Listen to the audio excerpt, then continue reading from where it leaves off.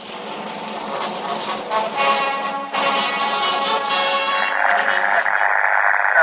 vino de la cerveza, cualquier dolor de cabeza, se quita con un gemido.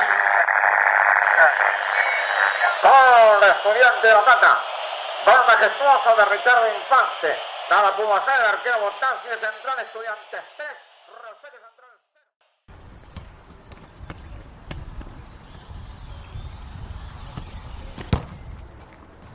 Beto Infante fue un maestro de la pelota, fue un maestro del fútbol, con quien a veces uno piensa, qué suerte haber podido jugar con tal o cual, ¿no?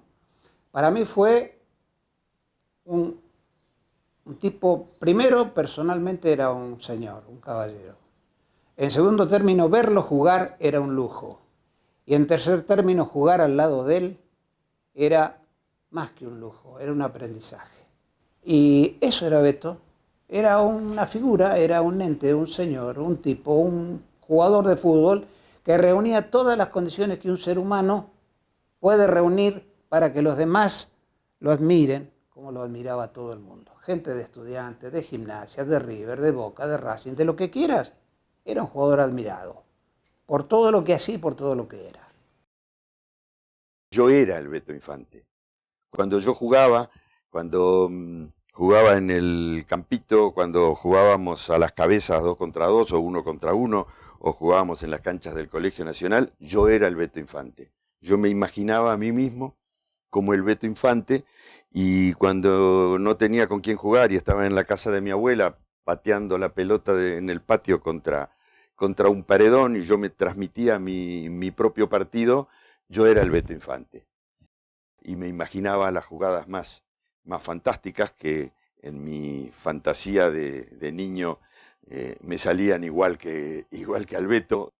Así que el cariño que yo tenía por él era total, pero era cariño con una admiración, era el nivel al que yo quería llegar. Y yo al Beto lo seguía hasta cuando no tenía la pelota. O sea, la pelota estaba por un sector del campo y era tanta la atracción que me generaba, era tanto el magnetismo que generaba en ese pibe que estaba en la tribuna, que era yo, que yo lo seguía al Beto, lo miraba a ver cómo se movía, cómo corría, cómo se desplazaba. No era un tipo especialmente físico en su juego, al contrario, parecía por ahí hasta lento. Bueno, el fútbol era lento en esa época también, en relación a lo que es ahora.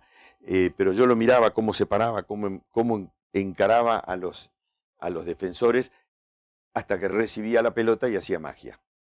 Si tengo que definirlo en pocas palabras, quizás sea el primer artista que aparece en mi memoria retrospectiva. Nombrame un artista, el Beto Infante. Cuando iba Estudiantes a jugar a Capital, iban a ver a Estudiantes, pero a su vez iban a ver al Beto Infante. Vale decir, Estudiantes era un atractivo en sí mismo y el Beto Infante era un atractivo dentro del atractivo. El Beto Infante está entre los 5 principales goleadores de la historia de Estudiantes de La Plata y está entre los 10 principales goleadores de la historia del fútbol argentino. Convertir más de 100 goles ya es muy difícil. En la Argentina se instaura el profesionalismo en el año 31, de manera que andamos cerca de los 90 años de profesionalismo. No son tantos los futbolistas que hayan hecho 100 goles. 100 goles es una marca muy difícil. 200 goles es una marca de quimera para un futbolista. Y el Beto Infante, entre los que convirtió en Estudiantes de La Plata y los que convirtió en su paso por Huracán, hizo 217, y no estoy contando los de algunas copas, alguna que ganó con Estudiantes, que discuten los historiadores si es oficial o no es oficial. Tal parece que es oficial, pero entraría en otro tipo de registro estadístico. Era un fenómeno. Cabeceaban y las tocaban la pelota, buscaba los rincones. No tenía cabezazo fuerte. La tocaba gata y la ponía en los rincones que va a agarrar. Y después todos goles con calidad. Tenía una habilidad bárbara. Cuando jugaba Estudiantes de Buenos Aires, iban todos a ver los Estudiantes. Cuadros contrarios, la hinchada, Iban a ver los estudiantes porque era un espectáculo eso, verlos jugar a ellos. Y más el Beto. El Beto le hizo un gol a San Lorenzo que nunca me voy a olvidar. Se la pasó por arriba a Subieta. Después le salió otro que no me acuerdo. En el último era Vaso. Cuando le salió Blasina se la tiró por arriba también. Fue un golazo. Jugar al lado de él. Vos sabés lo que era. No podía dormir a la noche. Ay Dios, qué tiempo lindo eso. Tuve una sensación como de un segundo padre. Yo tenía 17 años y él me puso en tercera división. Era muy jovencito. Y bueno, y después me nombró capitán de la tercera división. Y como había creado este club, que se llama Goné Paleta Club, que era un club de amigos, porque una de las claves de mi vida es sembrar y fomentar la amistad. Le digo al Beto Infante, como le dije a los hermanos Bayo, como le dije a Gofri, a Ricardo Reza, a Héctor Zapa, a Aguirre Suárez, José María Silvero, que vengan a integrar este club de amigos que estaba formado, entre otras cosas, por jugadores, empresarios y también alumnos de mi colegio que yo hice primario y secundario, el Sagrado Corazón. Para ser una persona de bien se necesitan 5 H's, que es humildad, honestidad, hombría de bien, sentido del humor y honrar a los amigos. Y Beto cumplía con todos esos requisitos. Él como todos los que vienen acá, porque lo importante del club no es lo que fuiste, sino lo que sos como persona y como amigo. Y además del Beto, era un tanguero, y un tanguero de ley.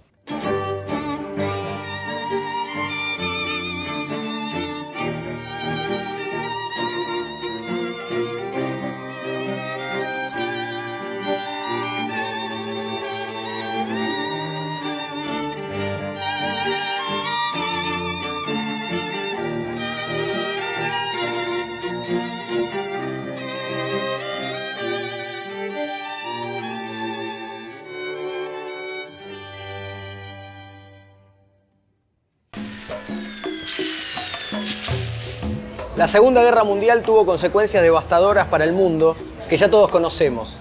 Si hablamos de fútbol, el daño más grande estuvo dado por la ausencia de los mundiales durante su desarrollo. Mientras Europa se desangraba en una guerra trágica y larga, el fútbol en la Argentina no paraba de florecer. Los futbolistas tenían un estilo único y a nivel sudamericano eran imbatibles. La ausencia de mundiales no pudo hacer comprobar si realmente nuestra selección era la mejor del planeta. Las formaciones de aquellos equipos se recitaban de memoria, pero sin duda, las estrellas de aquellos elencos eran los delanteros. En aquella época se jugaba con 5. Los punteros del torneo. Desde luego, es el encuentro que más... Bueno, el equipo de los 40, yo creo que queda en la historia como pasó con la delantera de los profesores. Gagliardo, Negri, Infante, Oroz, Arbios y Pellegrina, digamos, la formación base de la década del 40. Si uno por ahí lo traslada o lo traspola a esta época, como pudo haber pasado con los profesores, hoy serían formaciones muy poco probables de aguantar en un equipo de la dimensión económica y social que tenía Estudiantes. Por eso uno ve que los récords de goles y sobre todo de presencias siempre están inmiscuidos jugadores de la década del 30, del 40, del 50. Después tenés algún tipo de ruptura, el Chavo de Sábato en la era moderna con Braña, pero son excepciones, Russo y Brown y Titi Herrera, pero son excepciones. El Estudiantes de la década del 40, junto a los 5 grandes, fueron los 6 clubes que más puntos sumaron a lo largo de esa década del 40, y de alguna manera con este revisionismo nuevo que hubo, sobre todo en este último lustro, en esta última década, se le empezó a dar valor a las copas que obtuvieron, que fueron, de alguna manera, fueron los primeros logros que el club obtuvo en la era profesional. la Copa Adrián Escobar, que se gana en el año 44, que era un campeonato de alguna manera que cerraba la temporada. Hoy no tiene nada que ver, pero se puede hablar como organizó la Superliga Argentina ahora con la Copa de la Superliga. De alguna manera era el cierre de la temporada, la Copa Escobar. Se jugaba en una única cancha, casi siempre se elegía el viejo gasómetro, la cancha de San Lorenzo, y la jugaban, de ahí la trascendencia, los equipos que terminaban entre los primeros 7 puestos. El campeón del torneo entraba en semifinales y los otros 6 se eliminaban desde cuartos de final. Bueno, Estudiantes era un campeonato que se jugaba, la particularidad que se jugaba de forma rápida, porque los partidos se jugaban en días continuados porque duraban 40 minutos, 2 tiempos de 20. Hubo alguna otra modificación de esta Copa, pero la que gana Estudiantes se juega de esta manera. El resultado, muchos lo saben, es la final que se le gana al propio San Lorenzo en la cancha de San Lorenzo, que de alguna manera actuaba como estadio neutral, pero Estudiantes tiene la virtud de ganarle esa final 1-0. La Copa Pedro Pablo Ramírez, bueno, que era en homenaje también a quien era en ese momento presidente de la República Argentina, presidente de facto, claro. El Campeonato República se termina definiendo, la Copa República, el Campeonato de la República se termina jugando cuando termina el campeonato regular, el campeonato oficial, la Liga del año 46. Boca con la sangre en el ojo de alguna forma por lo que había sido la goleada esa de Boca viniendo a La Plata. Estudiantes le mete 4 goles y prácticamente lo aleja del campeonato, y la final se juega en la cancha de San Lorenzo. Pocos recuerdan que se suspende faltando 7 minutos porque de alguna manera los jugadores de Boca querían vengar la derrota, no podían entender que estuvieran perdiendo con Estudiantes, esta idea de que los equipos chicos no pueden ser campeones. Y a falta de 7 minutos, según las crónicas, bueno, el árbitro termina suspendiendo el partido. Hay un gran revuelo entre los jugadores, de alguna manera los de Estudiantes terminan contestando, pero hay incidentes en la tribuna de Boca.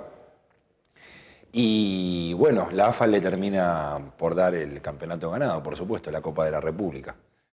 El conflicto que se sucedió en los años 50 entre el Club Estudiantes La Plata y el peronismo gobernante en aquel momento, hay que contextualizarlo correctamente en el esquema de, fundamentalmente, de la grieta que había en aquellos momentos entre el peronismo y el antiperonismo.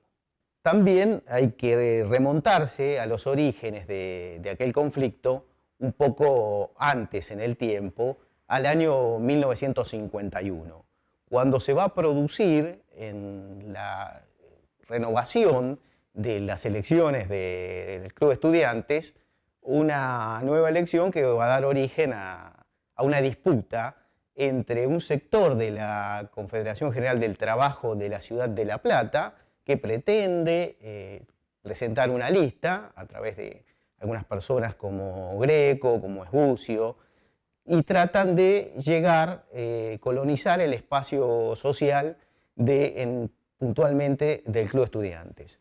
Tradicionalmente el Club Estudiantes, desde la década del 40, ya desde esa época también era presidente la figura de Pedro Ossácar, que fue un referente muy importante.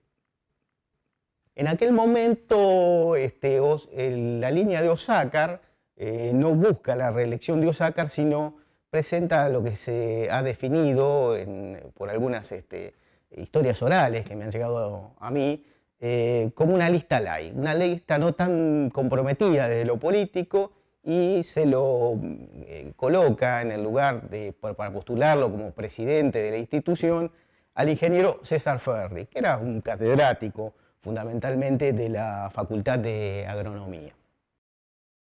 Se producen las elecciones y gana la lista de Ferri, y el intento de la CGT peronista queda trunco por entrar al club. Se hace dramático el contexto de enfrentamiento entre el peronismo y antiperonismo cuando la enfermedad de Eva Perón avanza y hay una serie de homenajes en todo el ámbito del país que tratan de entronizar su figura.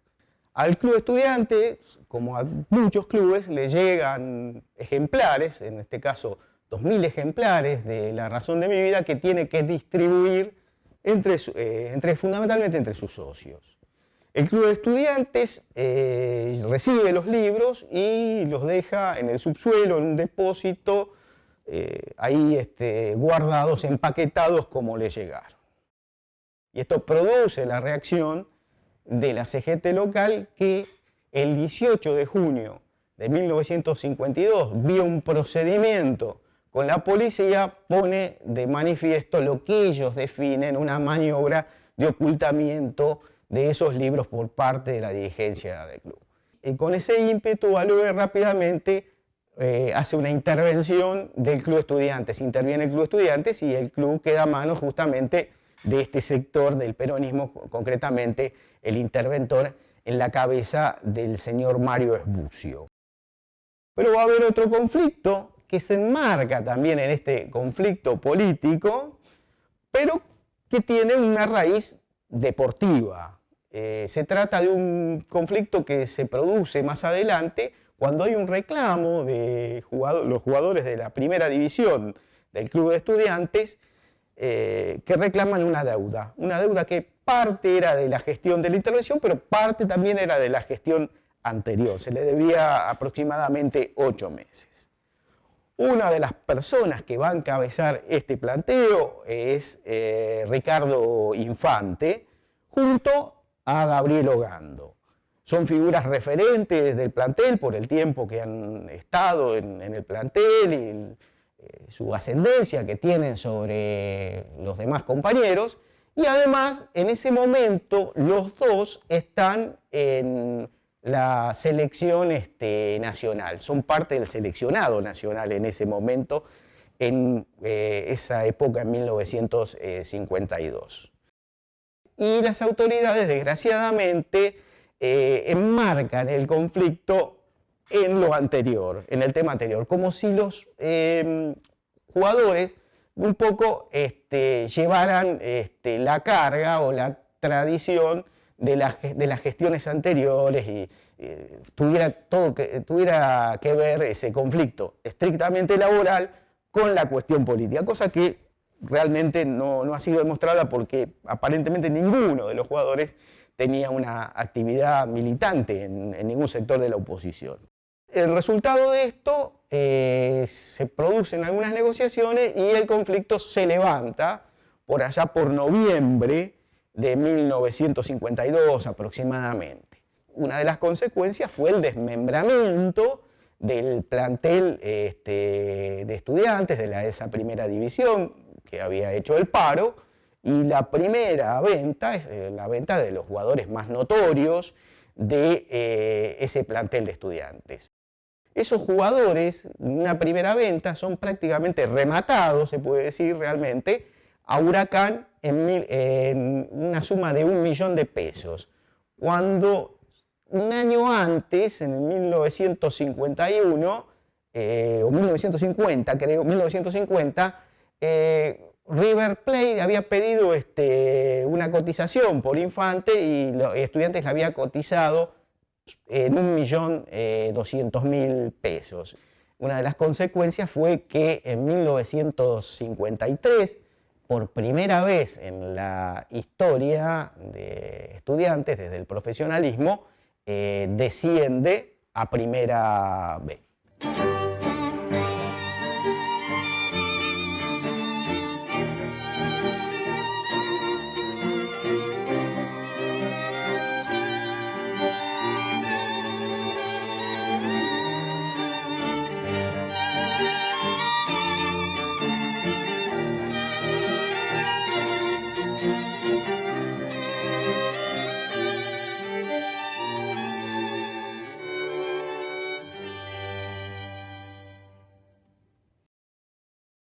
Julio Gallardo toma la pelota ya en la parte derecha, después de eludir a 2 jugadores, patea, la pelota pega en el palo izquierdo del arquero, que era Botassi. Botassi se tira y se levanta y la pelota viene hacia acá.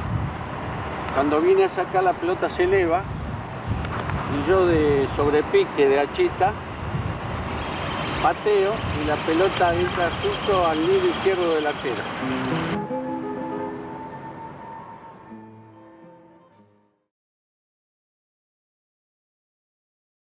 El arquero corriendo como loco, el arquero del otro cuadro, ¿no? Y el referí también viniendo a felicitarlo a Beto. Y Beto lo felicita así, pero sale rapidísimo. ¿A qué? A estar con sus compañeros. Ay, cuando pasa por la techada, todos en pie, todos de pie, aplaudiendo, Beto, Beto, Beto, Beto. Y vos le veías ese brillito en los ojos, ¿no? Es a raíz del gol de Eric Lamela en el año 2014, jugando para el Tottenham, que la FIFA se compromete a buscar el origen de la palabra Rabona para este tipo de goles y lo encuentra aquí en la ciudad de La Plata, ni más ni menos que en el arco de 1.57. Fue en el año 1948, en un partido que Estudiantes le gana 3-0 a Rosario Central. El periodista Pablo Rojas Paz del diario Noticias Gráficas, quien ya había bautizado el jugador número 12 a la hinchada de Boca, decide darle un nombre a tan dichosa conquista y tan inédito gol para el fútbol mundial. Por aquellos años, hacerse la Rabona era, los estudiantes escapaban del colegio para irse a jugar, faltaban, era una picardía de los estudiantes, y es por ello que, como Infante logra un gol con tanta picardía al arquero Botassi, nombra desde entonces la Rabona para todo el fútbol mundial. Salimos, ya estarán las personas para cerrar el club. Aquí, que había un grupito de adolescentes, de jóvenes y de no tan jóvenes, esperando a Beto que salga. Cuando Beto salió, y querían besarlo. Era muy grande la emoción, porque nunca habían visto una jugada así. Entonces tenemos costumbre nosotros de venir caminando a casa. Yo con Beto, mi cuñado y yo. Beto tiene costumbre de llevarme acá así del hombro, ¿no? Los chicos, las más adolescentes, digamos, se cruzaban adelante nuestro, no dejaban caminar. Beto, ¿y cómo hiciste? ¿No se te movió la pelota? ¿Tuviste cuidado? ¿No te diste cuenta que se te podía escapar? Todo, le preguntaban todo. Se fueron tranquilizando, algunos se fueron yendo, otros nos acompañaron hasta casa. Y cuando llegamos a la casa, Beto se da vuelta y dice, bueno chicos, chao, pues estamos en casa, el zaguán. Muy lindo fue. Y un buen día la diosa del viento besa el pie del hombre, el maltratado, el despreciado pie. Y de ese beso nace el ídolo del fútbol. Nace en una cuna de paja y choza de lata y viene al mundo abrazado a una pelota. Desde que aprende a caminar, sabe jugar. En sus años tempranos, alegra a los potreros. Juega que te jueguen los andurriales de los suburbios hasta que cae la noche y ya no se ve la pelota. Y en sus años mozos, vuela y hace volar en los estadios. Sus artes malabares convocan multitudes, domingo tras domingo, de victoria en victoria, de ovación en ovación. La pelota lo busca, lo reconoce, lo necesita. En el pecho de su pie, ella descansa y se hamaca. Él le saca lustre y la hace hablar, y en esa charla de dos conversan millones de mudos. Los nadies, los condenados a ser por siempre nadies, pueden sentirse alguienes por un rato, por obra y gracia de esos pases devueltos al toque, esas gambetas que dibujan setas en el césped, esos golazos de taquito, de chilena o de rabona. Cuando juega él, el cuadro tiene 12 jugadores. 12, 15 tiene, 20. La pelota ríe, radiante en el aire. Él baja, la duerme, la piropea, la baila, y viendo esas cosas jamás vistas, sus adoradores sienten piedad por sus nietos aún no nacidos, que no las verán. Por suerte todavía aparece en las canchas, aunque sea muy de vez en cuando, algún descarado cara sucia que se sale del libreto y comete el disparate de tirar una rabona desde un ángulo imposible, por el puro goce del cuerpo que se lanza a la prohibida aventura de la libertad.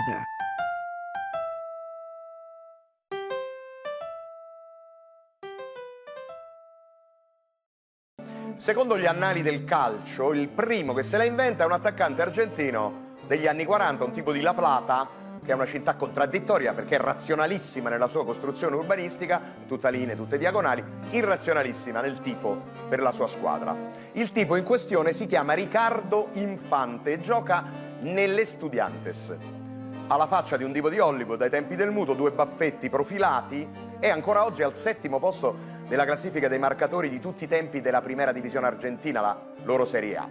Ma il gol che lo lascia nella storia lo segna il 19 settembre del 1948, 70 anni fa, in un match trionfale del suo Estudiantes contro il Rosario Central, quando riprende il pallone da 35 metri che era sbattuto sul palo dopo un tiro del suo compagno e chissà come, chissà perché, senza pensarci 2 volte, incrocia le gambe, fa passare il suo destro all'indietro e la manda sotto l'incrocio dei pali.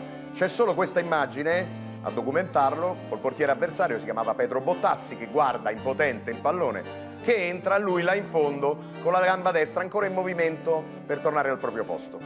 Questa è la prima rabona della storia del calcio. Terminó el mural, terrible, increíble, gran laburo acá en Madrid.